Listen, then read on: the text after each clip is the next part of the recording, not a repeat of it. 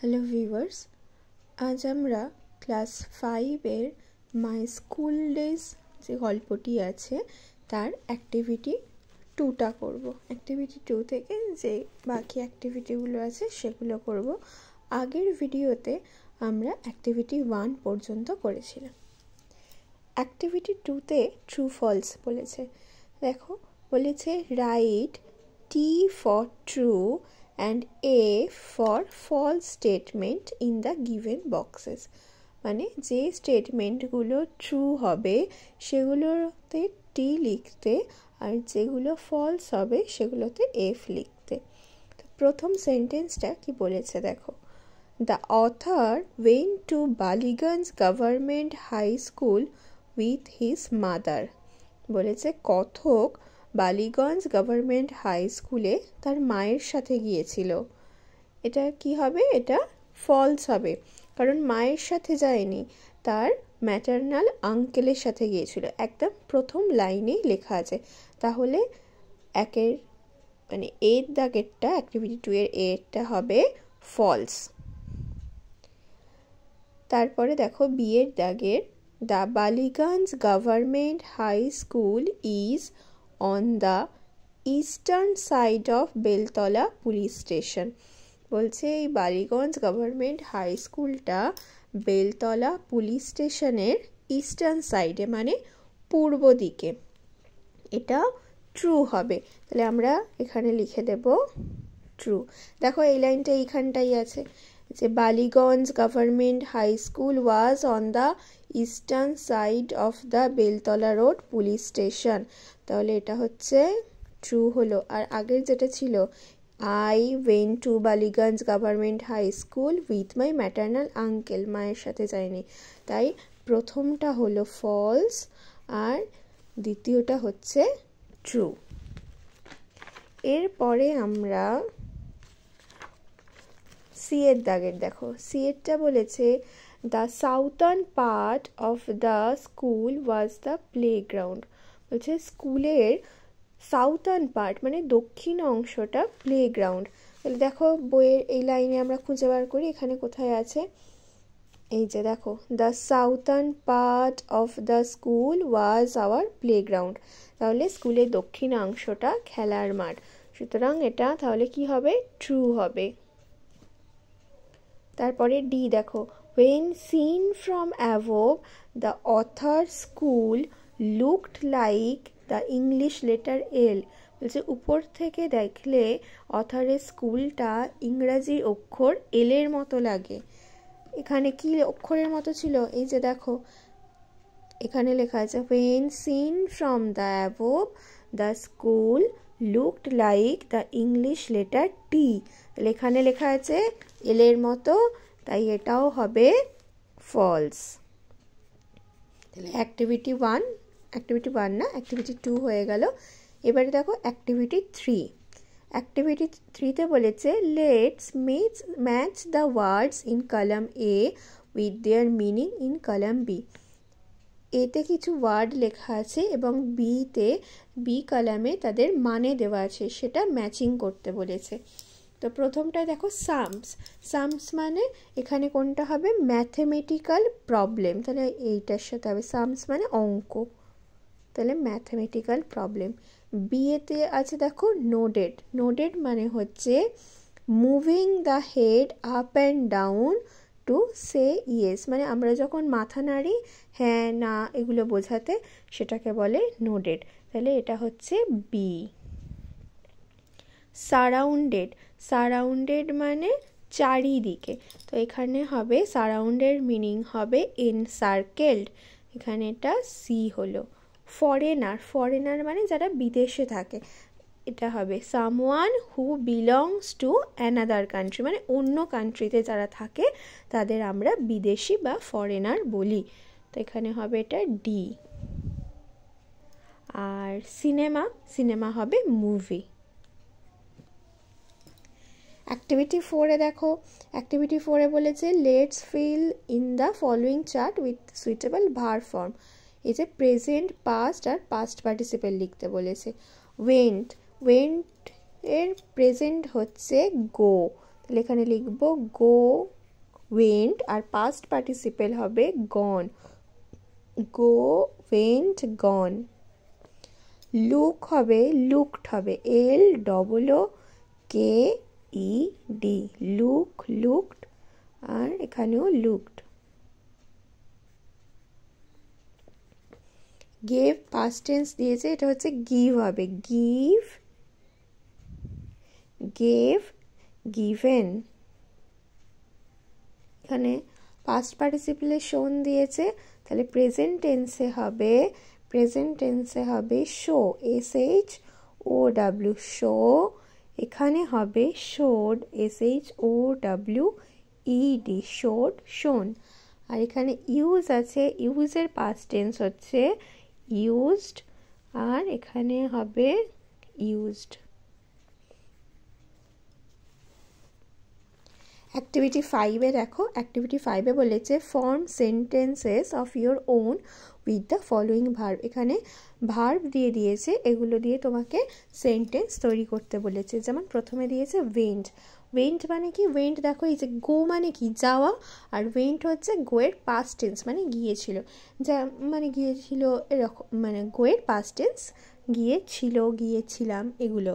তাহলে ওয়েন্ট দিয়ে একটা সেন্টেন্স আমি ধরো I went to Digha last week, মানে গত সপ্তাহে আমি দীঘা গিয়েছিলাম। তাহলে কি লিখলাম, I went to Digha last week. Looked, looked মানে কি, লুক থেকে লুকড হয়েছে, লুক মানে কি দেখা, তার পাস্ট টেন্স হচ্ছে লুক। তাহলে আমরা লিখতে পারি যে she looked at my eyes, মানে সে আমার চোখের দিকে দেখছিল, she looked at my eyes. তারপরে গিভ, গিভ মানে কি, গিভ মানে দেওয়া, they give me a bicycle, ঠিক আছে, they give me a bicycle. Show মানে কি, দেখানো, শো মানে দেখানো, I want to show you something, এটা লিখতে পারি I want to show you something.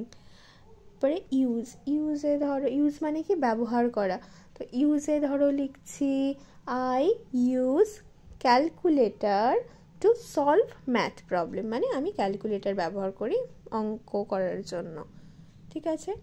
এরপরে দেখো আমরা তো পার্ট 1 পড়েছিলাম আগের পাতাটা, এবারে আমাদের বাকি পোর্শনটা পড়তে হবে। আমি রিডিং পড়া শুরু করছি।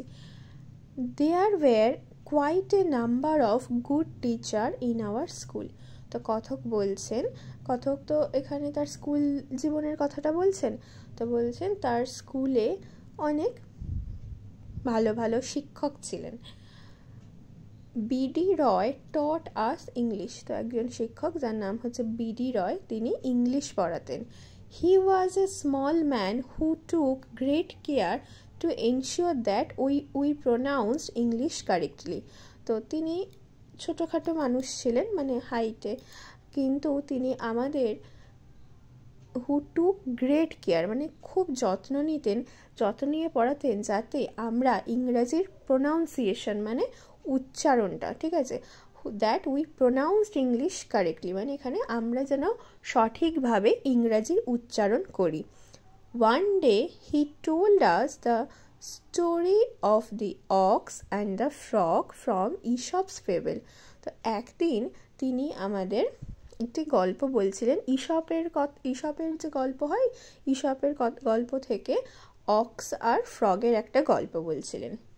Before telling us the story, he taught us how the pronunciation of the depends on whether the following word begins with a vowel or a consonant. তো বলছে before telling us the story, গল্পটি মানে শুরু করার আগে, হি টট আস তিনি আমাদের শিখিয়েছিলেন হাউ দ্য প্রোনাউন্সিয়েশন অফ, এই যে দি কথাটা, বা কেউ আমরা দি বলি, কেউ আমরা দা বলি, তো এই উচ্চারণটা ডিপেন্ড করে মানে নির্ভর করে পরের শব্দটা ভাওয়েল দিয়ে শুরু না কনসনেন্ট দিয়ে শুরু তার উপর, সেটা বিডি রয় ওনাদের শিখিয়েছিলেন। তো আমি তোমাদের এখানে বলে দিই ভাওয়েল কোনগুলো তোমরা জানো, এ, ই, আই, ও, ইউ, এগুলো হচ্ছে ভাওয়েল, আর বাকি সব কনসনেন্ট। যে সমস্ত ওয়ার্ড ভাওয়েল দিয়ে শুরু সেগুলোর আগে যখন আমরা মানে দিতে বসাবো তখন আমরা উচ্চারণটা করব, মানে THE বসাবো, সেই উচ্চারণটা করব দি। ঠিক আছে, যেমন দেখো এখানে অক্স লেখা আছে, তাহলে আমরা বলবো দি অক্স। ঠিক আছে, আর দেখো ফ্রগ আছে, এফটা কি কনসনেন্ট, তাহলে বলবো আমরা দা ফ্রগ। তাহলে ভাওয়েলের আগে উচ্চারণ হবে দি আর কনসনেন্টের আগে হবে দা। ঠিক আছে, আচ্ছা তারপরে I fondly remember our head Pandit Bhattacharya sir for his excellent handwriting। তো কথক বলছেন যে তাদের স্কুলে যে হেড পণ্ডিত ছিলেন, মানে প্রধান শিক্ষক মহাশয় যিনি ছিলেন ভট্টাচার্য স্যার, তার হাতের লেখার কথা, মানে তার সুন্দর হাতের লেখার কথা তার মনে আছে। I don't think anybody else could right Bengali more beautiful on the blackboard. তো বলছে আমার মনে হয় না যে আর কেউ আছে যিনি এত সুন্দরভাবে বাংলা বোর্ডে লিখতে পারেন, মানে এতই সুন্দর তার হাতে লেখা। I was not very good at sports. তো কথক বলছেন যে আমি খেলাধুলায় খুব একটা ভালো ছিলাম না, but I could draw very well, কিন্তু আমি খুব ভালো আঁকতাম। As a result I became the favourite of our drawing teacher Ashubabu. তো সেই জন্য আমাদের যে ড্রয়িং টিচার ছিলেন আশুবাবু, তার খুবই প্রিয় ছিলাম আমি। He was given the charge of decorating the hall for the annual prize distribution ceremony. তো আমাদের যখন অ্যানুয়াল প্রাইজ ডিস্ট্রিবিউশন সেরিমনি হতো, অনুষ্ঠানটা হতো, হল ডেকোরেটিংয়ের মানে হলটাকে সাজানোর দায়িত্ব আমাকে দিতেন। He also conducted an event called music drawing. তিনি একটি অনুষ্ঠান করতেন যেটার নাম ছিল music drawing. For this event there would be a blackboard and colour chalks on a table. তো এই ইভেন্টে কি হতো, একটা ব্ল্যাকবোর্ড থাকতো আর টেবিলে কালার চক মানে রঙিন চক রাখা থাকতো। A student would sing a song and another would draw a picture on the blackboard. তো একজনকে গান গাইতে হতো, একটা স্টুডেন্ট গান গাইতো এবং অপরজন ব্ল্যাকবোর্ডে ছবি আঁকতো। Trying to capture in lines and colour the essence of the song. সে গানটার ভিত্তিতে, মানে সে যে গানটা গাইছে সেই রিলেটেড ছবি ব্ল্যাকবোর্ডে আঁকতো। In this way, through many such happy and memorable episodes, I spent 6 years of my school life. তো এইভাবে কথক তার স্কুলের 6টা বছর কাটিয়েছিলেন, মানে খুব সুন্দর এবং মেমোরেবল, মানে যেসব কথা তার সারা জীবন মনে থাকবে, স্মৃতিমধুর, এরকম 6টা বছর তিনি এই স্কুলে কাটিয়েছিলেন। 10 years after leaving school, I went back there just once, probably to attend a reunion of ex-students. It's a 10 year after leaving school, মানে স্কুল ছাড়ার 10 বছর পরে I went back there just once, উনি আর একবার স্কুলে গিয়েছিলেন, সেটা স্কুলে রিইউনিয়ন হয়েছিল, প্রাক্তন ছাত্রছাত্রীদের নিয়ে একটা রিইউনিয়ন হয়েছিল, সেখানে গিয়েছিলেন। As I entered the hall, I noted with surprise that I could not recognize it. বলছে আমি যখন সেই 10 বছর পরে যখন উনি স্কুলে গিয়েছিলেন, তো হলে যখন ঢুকেছিলেন, বলছে I noted with surprise that I could not recognise, তিনি ওটা চিনতেই পারছিলেন না। The hall which had seemed enormous earlier, মানে যে হলটা, এনরোমাস মানে খুব বড় বিশাল, তো যে হলটা এক সময় খুব বড় মনে হতো, did not seem to be quite that big then, মানে এখন সেটা আর ততটা বড় লাগছে না। নট অনলি দ্য হল, বলছে শুধুমাত্র হল নয়, but even the doors, the classrooms, the benches and the corridor appear to B much smaller. বলছে শুধুমাত্র হল নয়, দরজা, ক্লাসরুম, বেঞ্চ, করিডোর সমস্ত কিছুই যেন ছোট লাগছে। দিস ফিলিং ওয়াজ ন্যাচারাল দো, বলছে যদিও এই অনুভূতিটা খুব স্বাভাবিক। কারণ আমরা যখন ছোট থাকি তখন আমাদের কাছে ক্লাসরুমগুলো, আমরা তো তখন খুব ছোট ছোট, আমরা যখন ক্লাসে যাচ্ছি তখন আমাদের মনে হচ্ছে ওগুলো অনেক বড়। এবারে ধীরে ধীরে যখন আমরা বড় হচ্ছি তখন তখন কিন্তু আর অতটা বড় লাগে না। তো সেটাই বলছেন উনি যে I was 5 feet 3 inches tall when I left school। তো বলছে আমি যখন স্কুল ছেড়েছি তখন আমি 5 feet 3 inches মানে 5 foot 3 inch. And now I have grown to about 6.5 feet। আর এখন আমি 6.5 মানে 6.5 ফিটের মতন লম্বা হয়ে গেছি। I have grown a lot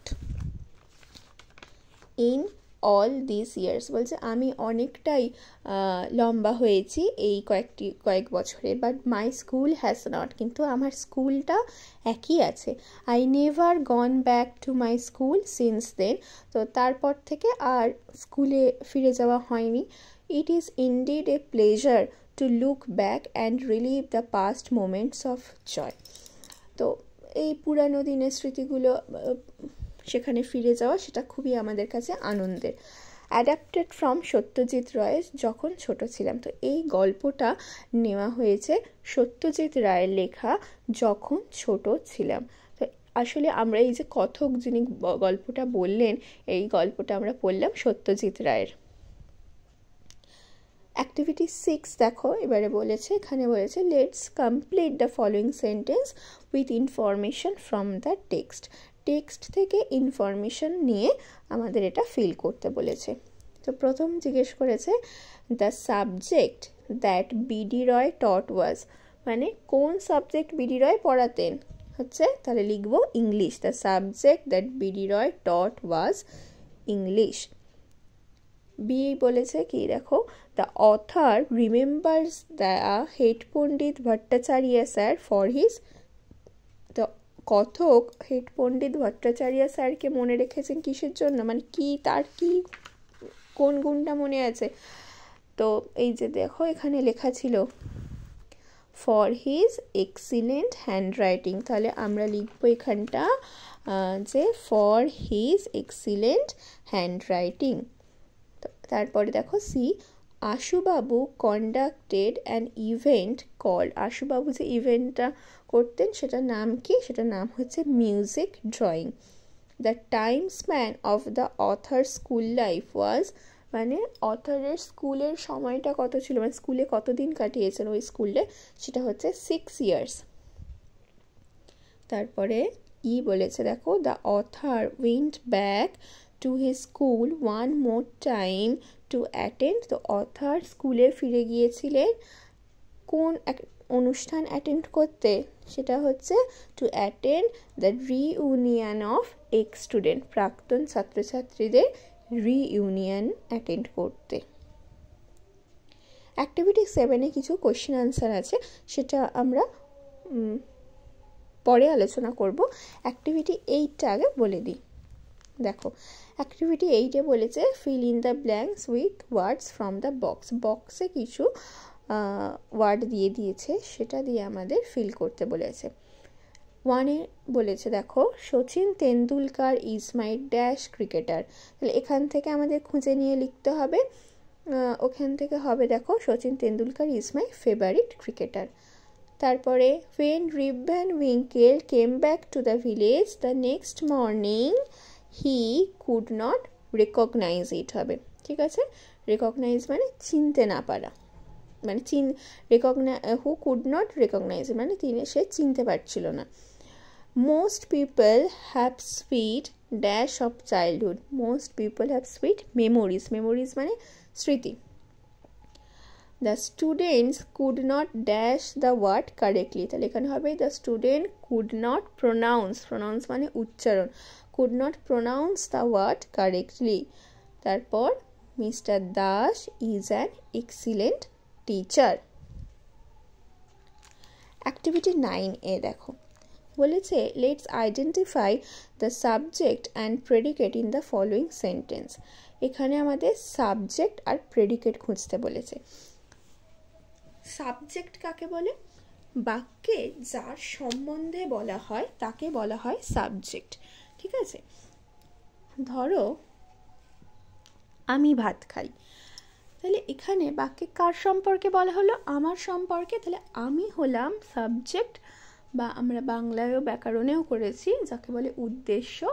আর আমার মানে যার সম্বন্ধে বলা হলো সে হচ্ছে সাবজেক্ট, আর সাবজেক্ট সম্বন্ধে যেটা বলা হয় সে তাকে বলে প্রেডিকেট।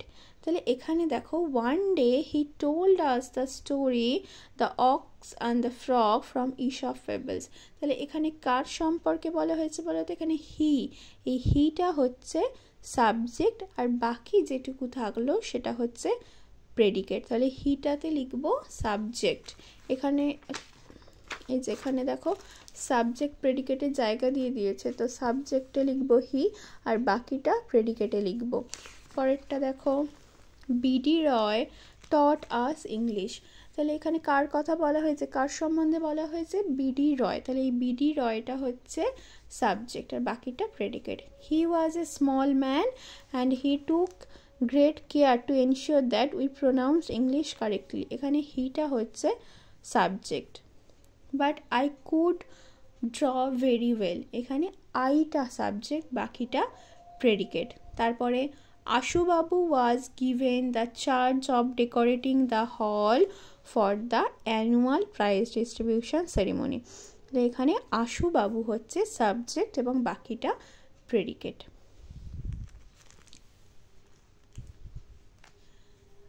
পরের ভিডিওতে আমি অ্যাক্টিভিটি 7-এর কোয়েশ্চেন আনসারগুলো আলোচনা করব। আমার চ্যানেলটা যদি ভালো লেগে থাকে তাহলে সাবস্ক্রাইব করে দিও।